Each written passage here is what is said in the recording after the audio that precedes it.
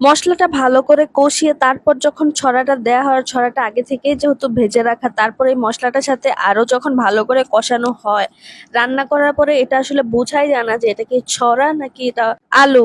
যারা ছড়া খেতে পছন্দ করে না, এইভাবে একবার ট্রাই করে দেখতে পারেন, অনেক মজা। আসসালামু আলাইকুম, কেমন আছেন সবাই? আশা করি সবাই অনেক ভালো আছেন। তো আজকে একটা সিম্পল একটা রান্না করতেছিলাম, আর সেটা হচ্ছে ছড়া কচু রান্না করব। এটা আমার খুব বেশি পছন্দ না হইলেও আমার বাসার একজনের খুব বেশি পছন্দ। বাসার একজনের হইলেই হলো, সেটা আমার হোক অথবা অন্য কারো হোক, রান্না তো করতেই হবে। তো যাই হোক, আমি এখানে লবণ আর হলুদ দিয়ে মাছগুলোকে অনেক ভালোভাবে মাখাই নিছি, তারপর প্যানের মধ্যে তেল দিয়ে নিছি। আর এই তেলটা গরম হয়ে যাওয়ার পর দিয়ে দিচ্ছি মাছগুলা।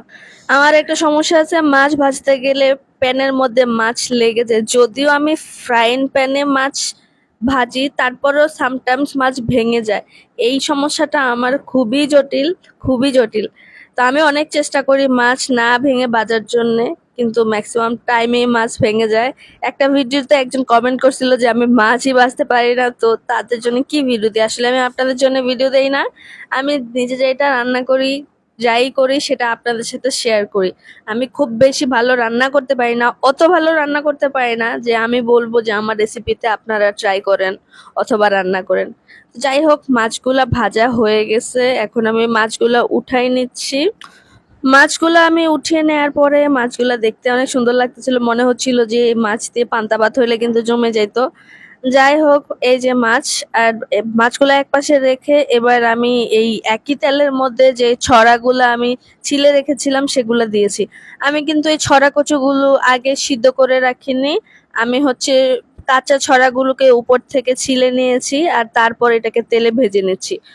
আর অনেক বেশি তেল ছিটতেছিল, যে কারণে আমি হচ্ছে ঢাকনা দিয়ে ঢেকে দিচ্ছি।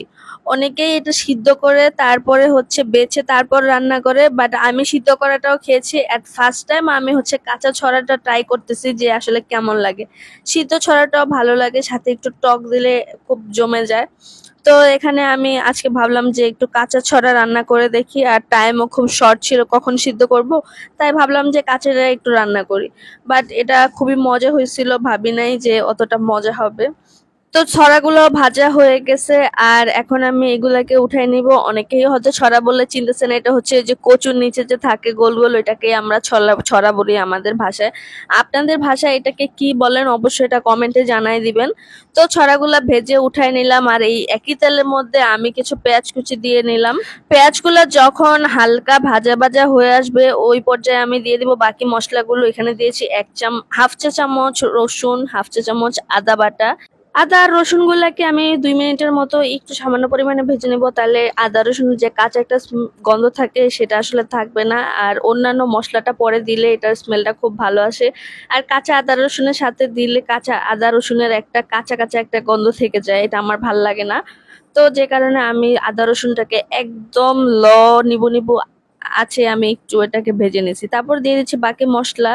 আর এখানে ছিল হলুদ, জিরা, মরিচ আর পরিমাণ মতো লবণ, সবকিছু দিয়ে আমি একটু নাড়াচাড়া দিয়ে দেন সামান্য পরিমাণে একটু পানি দিয়ে দিব যেন মশলাটা পুড়ে না যায়।